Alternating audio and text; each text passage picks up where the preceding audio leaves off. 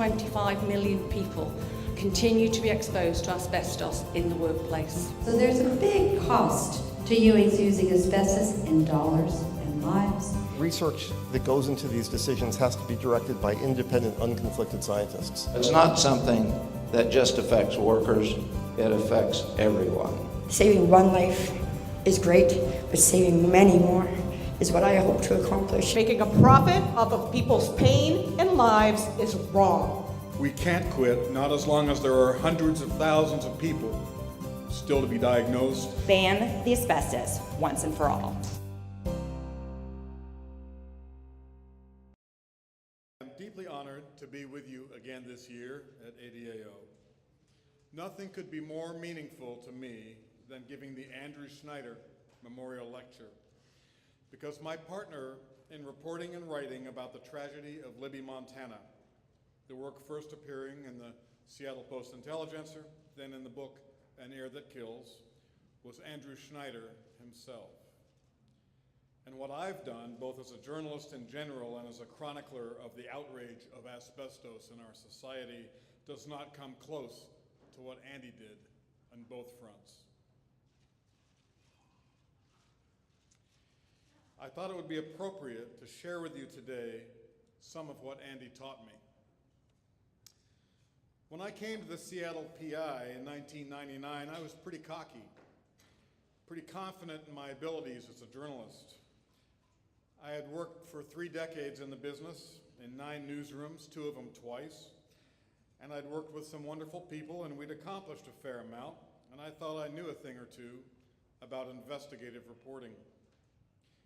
If someone had told me that first day I would work with someone over the next few years who would have a profound effect on the rest of my career, upon the quality of work I would do, and upon my journalistic values, in short, teach me a lot I didn't know, I wouldn't have believed it, but that's exactly what Andy did for me. Here are a few of the things I learned from Mr. Schneider, and I'll talk about how I learned them and how they helped me be a better journalist. What motivated Andy Schneider was people. Good stories were just that, good stories, but if they merely exposed political shenanigans or garden variety corruption, he wasn't so interested. But if he could show how people had been hurt and work to help them or ensure that others would not be similarly harmed, then he was passionately involved. You couldn't keep him from the story. The first story we did together was an investigation of cyanide heap leach mining on public lands, a process by which companies grind parts of mountains into dust, then pour a cyanide solution over the pile to extract gold. That can create awful environmental messes, and often companies were leaving those for the federal government to clean up. Andy could see the wrongdoing and the potentially disastrous effects on the people's land throughout the West, and he chased the story like the professional he was. But in the middle of that, he heard that there could be sick people in Libby from a vermiculite mine contaminated with asbestos. And to him, the path ahead was clear. Yes, we were nearly finished with a 6-month investigation, but if people had been made sick, he knew his responsibility as a journalist made that the first priority. So we postponed the other story for a while, and Andy traveled across Montana to investigate the Libby situation, and you know much of what he discovered. After Andy's first story broke, the town held a public meeting to discuss the situation. The tiny high school gym in Libby filled with people dragging their green oxygen tanks. And for the first time, Libby citizens talked in public about what was killing people there. When people stood, tears streaming down their faces, and described losing multiple family members to asbestos-related disease, Andy's resolve only grew. Now, Andy, I believe it's fair to say, could be irascible. He was not the most patient of men. When corporations dissembled about the harm they were doing to their workers and others, or his government failed to do its job, or, I can tell you as his editor, when a newspaper's bureaucracy stood in the way of news gathering and storytelling. But a person in trouble always opened his heart, and he showed me how to channel that compassion into truly fearsome news reporting. An example, we knew people had died of asbestos-related disease in Libby, but when Andy discovered that not one death certificate in Lincoln County, Montana had the words asbestos-related disease in the space where cause of death was supposed to go, he took it as a personal challenge. He realized that asbestos victims would have seen lung specialists, so he began calling pulmonologists all over the West. Of course, they would give him no names of patients, but most of them did agree to cross-check a list of Libby names of those who had died and provide the basic information. Yes, this was my patient, and yes, he or she died of asbestos-related disease. In that way, he confirmed more than 200 asbestos-caused deaths, and we were able to report authoritatively that the Libby amphibole was killing people and that those deaths had been covered up.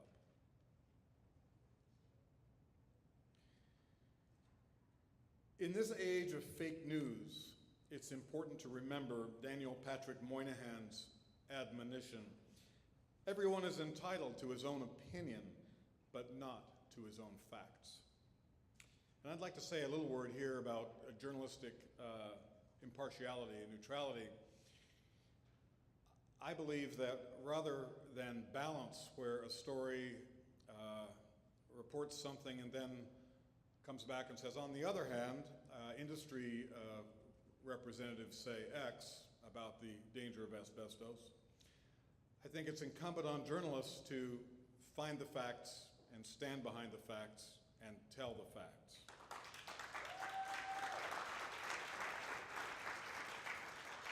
Andy took exactly nothing for granted. His stories in many ways were an editor's dream. The most important question an editor can ask, how do you know that? Almost never applied to his work because what he reported, he documented. When others surmised that perhaps there were still asbestos fibers in the air in Libby, many years after the mine had closed, he didn't just accept that or take the journalist's easy way out. Quote somebody who says there is and somebody who says there isn't. He tested. He set up air monitoring devices and sent the results to a laboratory and definitively proved that, yes, asbestos was still a threat in Libby. As his reporting took us in new directions, testing would prove invaluable. We bought brake shoes with the words "contains no asbestos" on the packaging and found them loaded with the fiber. We tested a wide variety of consumer products, finding in the process that Crayolas, the nation's leading brand of crayon, tested positive for asbestos. So we sent a box of 64 in for another test. The results were consistent. They too contained asbestos. So we asked the chemist at the Art and Materials Institute, which authorized the placement of a non-toxic seal on Crayola boxes, if he had tested Crayolas for asbestos. No, he replied. Why not? Because it's not there, he said. We asked the Product Safety Commission if it had tested Crayolas for asbestos. No was the response. But finally, shamed by the outcry after our first stories, the CPSC did indeed test Crayolas. The agency's tests, like ours, found asbestos. And immediately, the next day, manufacturer Binney & Smith, which up to that point had done nothing but deny, said, okay, we'll take it out. There is immense power in being right because you check the facts. I would add an important note. We were able to do much of this very technical scientific reporting because the news organization we work for paid for those laboratory tests, and they're not cheap. As in this time, with journalists under attack, as more disinformation is thrown out into the atmosphere about exposure, toxicity, and the like, There will be many more opportunities for news organizations to step up where governments fail to do so and do such important fact-finding. But it's expensive. Journalism organizations need to spend the money to protect readers and the public. There are no shortcuts to this, and news organizations, even the best ones, in today's climate must be reminded of their public trust. That's one of the things editors must do.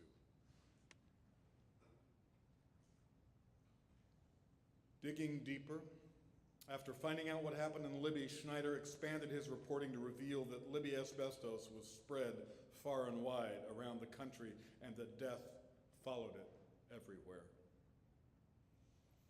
Similarly, after discovering the asbestos in Crayolas, Schneider went further. He wanted to know where it came from. He found that the Vanderbilt Talc Company provided talc used as a stiffener in crayons to Binney and Smith. He also found out that the company had, decades before, advertised the asbestos content of its talc as a selling point for industrial use. Furthermore, he discovered that the company's owner once boasted to workers that he had a U.S. senator in his pocket. So he went to upstate New York, where the talc mine was, and there found miners dying of white lung or talcosis from the mine's tremolitic talc. And he found the gravestones of others who had died in the preceding decades. It would be a few years before the company would close the mine and a few more years before New York's court system would finally disgorge a multi-million-dollar damage verdict against Vanderbilt. But Schneider's reporting for the first time put the company on notice that it would be held accountable.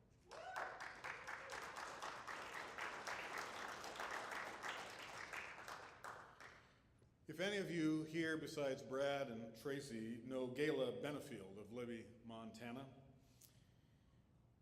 you know that by 1999, when Andy arrived in Libby, she had already been fighting for years to get somebody to pay attention to the dying there. And you also know that she can be every bit as prickly as Andy Schneider was. She'd had just about enough of know-it-all out-of-town journalists who couldn't be bothered with this story. Just the thought of those two colliding in the world makes me think of a contest between a grinding wheel and an oxyacetylene torch. Lots of friction and sparks and flying metal fragments.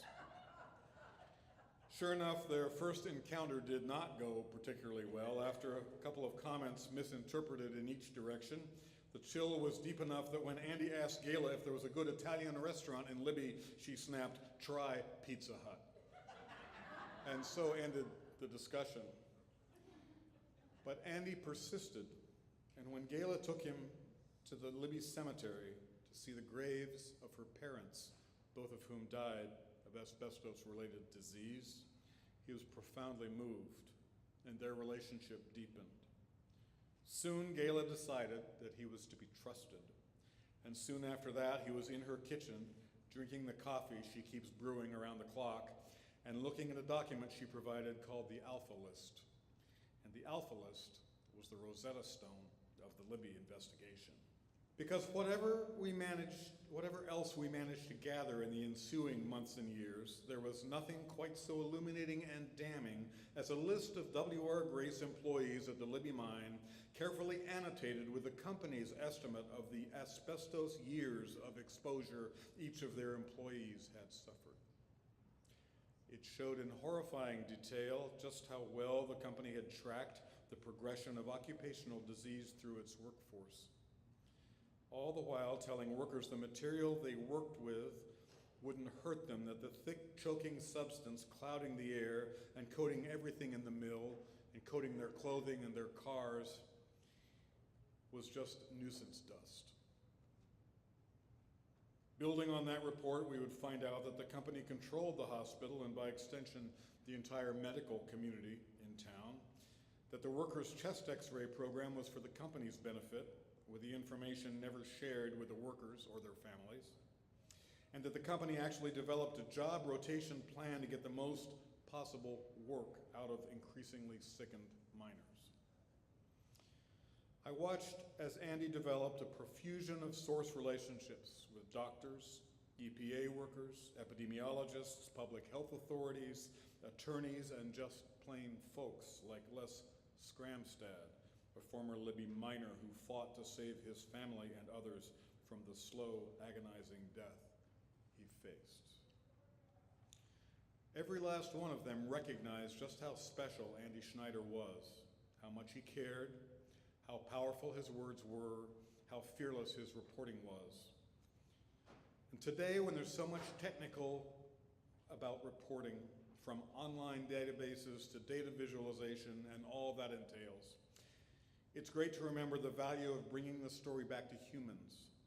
And for getting information, human sources never go out of style.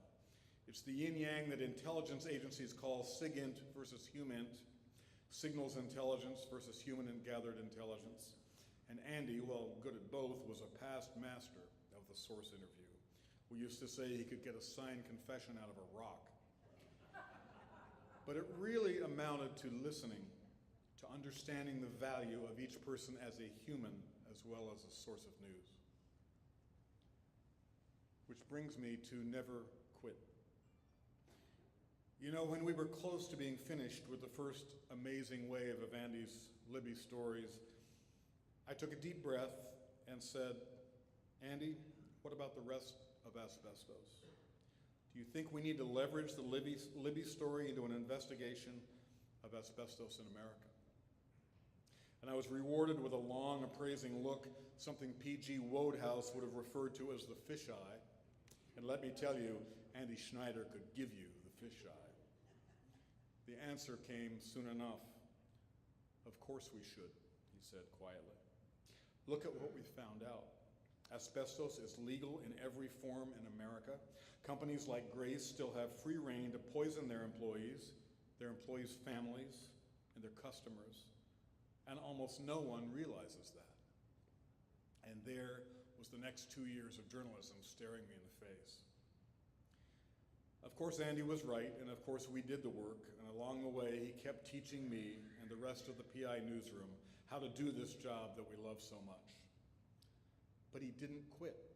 He moved on to other newsrooms and other stories, but he always returned to asbestos to write about the latest outrage, the latest medical developments, to sound the alarm again and again. And even after we published An Air That Kills, he didn't quit. Single-handedly, he updated the book, publishing the revision, An Air That Still Kills, in print and online a few years ago. And that's the biggest lesson, and never quit.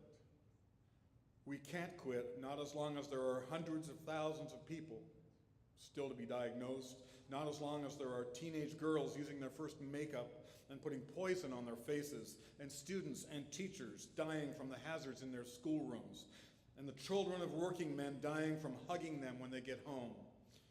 Not as long as there are new efforts to market this fiber by an unrepentant industry on every continent. Not as long as we have a president who is in denial about the danger of asbestos. Not as long as there are congressmen and women and senators who have not committed to vote for the Alan Reinstein Ban Asbestos Now Act.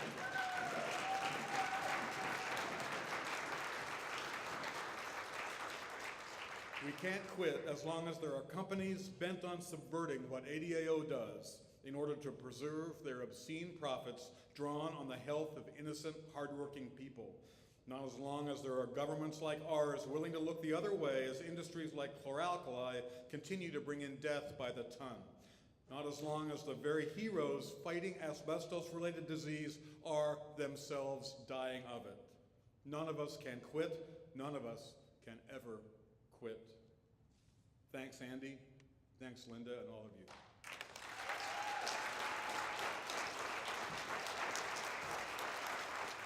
And sometimes we have these segues where you just want to sit down and cry. And then I look at the doubters, and I wonder how. Out of respect to the time, if we skimp, someone else at the end will feel pressure or have their time reduced. So, David, it is upon me to have a few minutes for Q&A because I know you deserve that, and Andy would whack me if I didn't. He would say, "Kid, why did you cut him short?" So please come back. Let's give David an opportunity to answer two quick. Please make your questions short. And Andy and David made a dynamic duo, so this is an incredible opportunity for all of you who've never heard David speak or know of Andy's work. Who has a question, please step to the mic very quickly, identify yourself, and ask your question. I can't believe nobody has a question. Are you kidding me? Okay, Barry. Arriba. He's gonna ask for a recipe.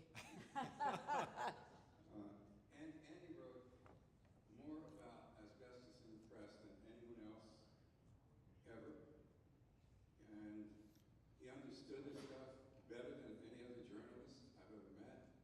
And toward the later part of his years, he would say sometimes when he wanted to tease me, I'm not going to write any more stories on asbestos. And I would just plead with him. I said, you know how long it takes us to train a goddamn journalist?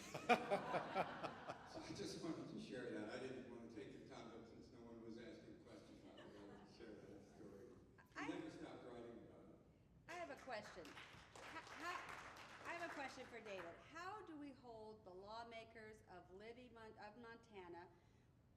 Senator Daines is in the pocket of the Koch brothers and others. How can we reach the Libby folks and unite? Because we have to have one voice or we will lose. Well, that's more your department than it is mine, Linda, but I really believe that Montana has a lead role to play in promulgating this ban and fighting for it, because Montana has suffered more than any other state. And John Tester understands that, and I think Senator Daines is hearing that, and I am optimistic that we'll get there. We need this ban now. This is the time, and that's the point that I'm trying to make. Great. We look forward to working with you. Dorothy, do you have a quick one? As a former journalist, I really appreciate the work that you've done. I think for me, one of the questions is, how do we approach media these days to get journalists who might be interested, who don't necessarily have the editors that are? How do we do that? And thinking about what Louis was talking about as well, what advice, at least in the States, what advice have you got? Well, I answered this question 2 years ago at this podium, and I believe my answer is the same. Think about the inspiring stories we've heard today from mesothelioma warriors. Those are the stories that are going to engage journalists. Those human stories, journalists, I don't like to generalize, but in general, that's the one thing they can't resist. and I really believe that we need to make this personal. We need to make this human. This is not just a policy issue. This is a human issue. People are dying every day in this country at an absolutely astonishing and awful rate. And we've got to make that point with journalists. When we started working on asbestos, none of our colleagues could believe, when we wrote that asbestos was legal, we had colleagues on our copy desk who questioned the story. This can't be true. It was banned years ago. And I'm afraid that most of my colleagues don't know the true horror of this story and the urgency that we face right now. And that's how I think we get them there, is with human stories. I'd like you to share at some point, give me the link again, because Courtney was one of your sources to a great story, and Paul Z and Stephanie have both passed away. Yes. But you can share their story through David's story about you. If you remember the whole trilogy that he did, we'll find those links and we'll share it, and we'll make sure that everybody gets it. Just don't let your pen dry out. That's all I can say. Thank you.